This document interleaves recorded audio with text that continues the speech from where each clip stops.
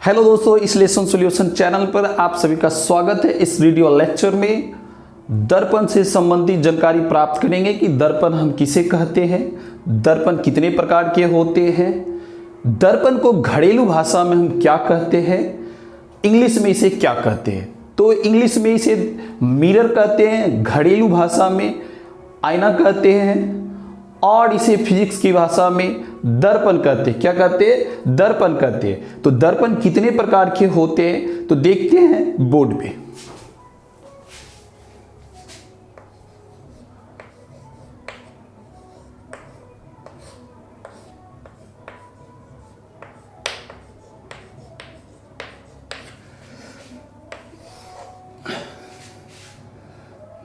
दर्पण एक होता है समतल दर्पण और एक होता है गोलीय दर्पण। गोलीय दर्पण और एक तीसरा होता है परवलयिक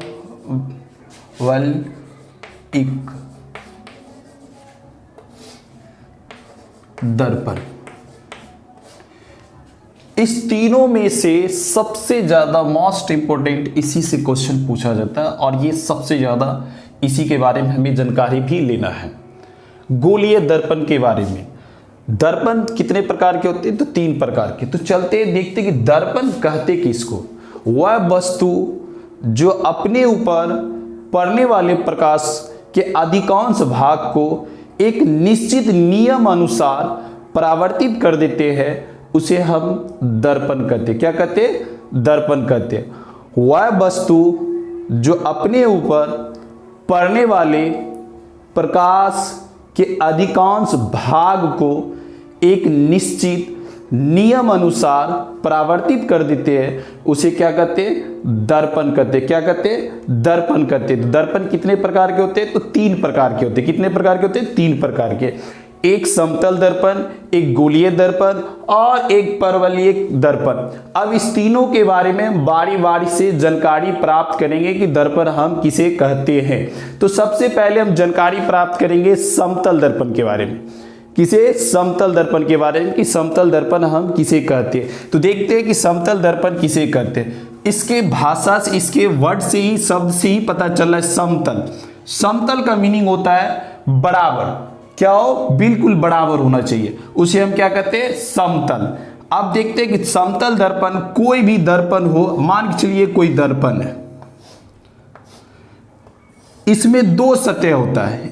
इसमें एक 2 सतह होता है। एक ये होता है जिसमें हम लोग देखते हैं, किसी भी आईना के सामने जो देखते हैं तो इसमें 2 सतह होते हैं। एक ये बाहरी सतह होता है, इसको हम लोग कहते हैं परावर्तक सतह। कौन सा सतह? परावर्तक सतह। और एक पीछे का साइड जो होता है, जो पीछे वाले साइड होता है, पीछे साइड जो होता है, उस सतह का नाम देते हैं हम लोग कलाई। क्या नाम देते हैं? कलाई या सिल्वर्ड, यानी पेंट किया हुआ रहता है। क्या किया हुआ रहता है? पेंट किया हुआ रहता है। दर्पण में 2 सतह होता है। कितना सतह होता है? 2 सतह होता है। एक ये होता है जिसके तरफ हम लोग चेहरा देखते हैं, जिधर से हम लोग चेहरा देखते हैं और चेहरा में दिखाई देता है, वो सतह कहलाता है परावर्तक सतह। क्या कहलाता है? परावर्तक सतह। और परावर्तक सतह के पीछे वाले सतह को हम लोग कहते हैं सिल्वर्ड या कलाई सतह। क्या कहते हैं? कलाई किया हुआ यानी पेंट किया हुआ रहता है। वो एक सिल्वर्ड से पेंट किया हुआ रहता है कि प्रकाश इस पार से उस पार नहीं जाए, इसलिए उसको क्या किया जाता है? सिल्वर्ड कर दिया जाता है। और जिधर से हम लोग अपना चेहरा को देखते हैं या किसी वस्तु को उसमें देखते हैं प्रतिबिंब प्राप्त करने के लिए, उसे हम लोग कहते हैं परावर्तक सतह। कौन सा सतह? परावर्तक सतह। किसी भी मिरर में या दर्पण जिसे कहते हैं, उसमें 2 सतह होते हैं। चलिए हम एक मिरर लेके आपको दिखाते हैं।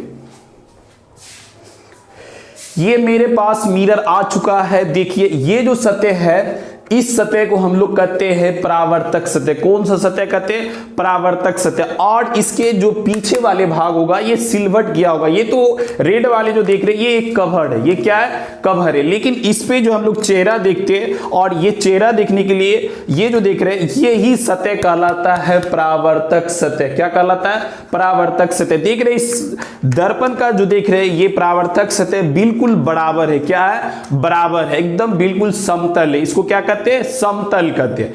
क्या कहते हैं? इसको समतल कहते हैं। जिस दर्पण का परावर्तक सतह बराबर हो यानी प्लेन हो, समतल हो, उसे हम कहते हैं समतल दर्पण। क्या कहते हैं? समतल दर्पण।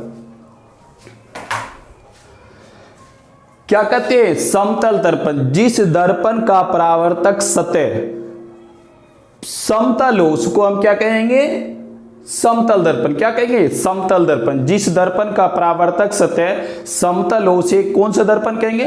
समतल दर्पण। अब मान के चलिए कोई भी दर्पण है, अगर मान के चलिए ये एक दर्पण है और इसका परावर्तक सतह क्या है? परावर्तक सतह अगर ये है और अगर ये बराबर है तो इसको हम कहेंगे समतल दर्पण। और इसके पीछे भाग जो कलाई किया हुआ है उसको हम कहेंगे ये परावर्तक सतह नहीं कहलाएगा, ये ऊपर वाले भाग कहलाएगा परावर्तक सतह। और इसी को दो ढंग से मान के चलिए इसी को ऐसे करके बना दिया जाता है। जो कलाई किया रहता है उस सतह को ऐसे से दर्शाया जाता है कि ये कलाई किया हुआ है और ये सतह कहलाता है परावर्तक सतह। ये सतह क्या कहलाता है? परावर्तक सतह।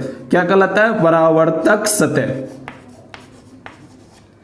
ये सतह कहलाता है परावर्तक सतह। इस दर्पण को शॉर्ट में दिखाने के लिए यहां पे इस तरीका से फिगर को यूज किया जाता है और इसको हम कहते हैं समतल दर्पण। क्या कहते हैं? समतल दर्पण। समतल दर्पण। क्या कौन सा दर्पण कहते हैं? समतल दर्पण। जिस दर्पण का ये परावर्तक सतह ये इसको कहते हैं, क्या कहते हैं? इसको परावर्तक सतह। जिस दर्पण का परावर्तक सतह समतल हो उसको हम कहते हैं समतल दर्पण। जिस दर्पण का परावर्तक सतह यानी बराबर रहता है, प्लेन रहता है, उसको क्या कहते हैं? समतल दर्पण। क्या कहते हैं? समतल दर्पण। अब देखते हैं कि गोलीय दर्पण किसको कहते हैं। इसके भाषा से ही लग रहा है। गोलीय दर्पण दो प्रकार का होता है। कितना प्रकार का? दो प्रकार का। एक होता है अवतल दर्पण और एक होता है उत्तल दर्पण। गोलीय दर्पण कितना प्रकार का? दो प्रकार। गोलीय दर्पण कितना प्रकार का होता है? तो दो प्रकार का होता है। एक होता है अवतल दर्पण और एक होता है उत्तल दर्पण। कौन सा दर्पण? एक अवतल दर्पण और एक उत्तल दर्पण। अब देखते हैं कि गोलीय दर्पण हम क्यों कह रहे हैं इसको गोलीय दर्पण और अवतल दर्पण किसे कहते हैं, उत्तल दर्पण किसे कहते हैं, तो एक एक करके इसे हम समझते हैं। देखिए गोलीय दर्पण इसमें भाषा से ही लग रहा है कि गोल, भाषा से ही लग रहा है क्या? गोल। अब मान के चलिए कोई एक शीशा है जो खोखला गोला है। क्या है? खोखला गोला है। एक शीशा है जो ये बिल्कुल गोल है जैसे फुटबॉल के जैसा। ये कैसा है? फुटबॉल के जैसा है लेकिन गोल है। क्या है? गोल है लेकिन ये पारदर्शी शीशा है। कैसा है? पारदर्शी शीशा। अब इस शीशे को हम लोग काटेंगे। मान के चलिए यहां से इसको काट दिए तो ये कटा हुआ भाग जो है बिल्कुल ये ऐसे दिखाई देगा। ये बिल्कुल ऐसे हम लोग को प्लेट के जैसा बनेगा। इसको शॉर्ट में दिखाने के लिए हम लोग एक रेखा से दिखाएंगे। ऐसे ऐसे एक रेखा से दिखाएंगे। ये एक क्या है? गोल शीशा है। ये बिल्कुल गोल है फुटबॉल के जैसा और खोखला शीशा है। कैसा है? खोखला शीशा जो हमें इस पार से उस पार दिखाई दे रहा है। ये पारदर्शी शीशा यानी अभी ये बिल्कुल शीशा कहला रहा है। अब इसको हम काटे, इस काटे हुए भाग को हम यहां दिखाए हैं। अब इसी भाग को अब यहां पे इस टाइप में दिखाए। अब देखिए इसमें दो प्रकार, ये बिल्कुल ऐसे है। कैसा है? ऐसे है। मान चलिए अगला वाला भाग और ये पीछे वाले भाग, लेकिन इसको डायरेक्ट फिगर में हम ऐसे बनाए हैं। फिगर में हम ऐसे बनाए। क्या बनाए? ऐसे बनाए। इसको शॉर्ट कर दिए। किसी भी बुक में ऐसे नहीं रहता, ऐसे नहीं रहता है। दर्पण को इस टाइप में दर्शाया जाता है। अब देख लीजिए इसमें दो सतह है। कितना सतह है? दो सतह। अब इस दोनों सतह में से कोई एक सतह को हम लोग पेंट करेंगे। क्या करेंगे? पेंट करेंगे। मान के चलिए कि ये एक कटा हुआ भाग है। इस कटे हुए भाग को अगर हम इधर से पेंट कर देते तो इधर से क्या कर रहे? ये जो लकीर खींच रहे ये एक पेंट यानी कलाई सिल्वर किया हुआ दिखाया जा रहा है। अब देखिए तो ये इधर से हम पेंट कर दिए तो ये मेरा क्या कहलाएगा, ये मेरा परावर्तक सतह कहलाएगा। कौन सा सतह, तो परावर्तक सतह। कौन सा सतह, तो ये परावर्तक सतह कहलाएगा।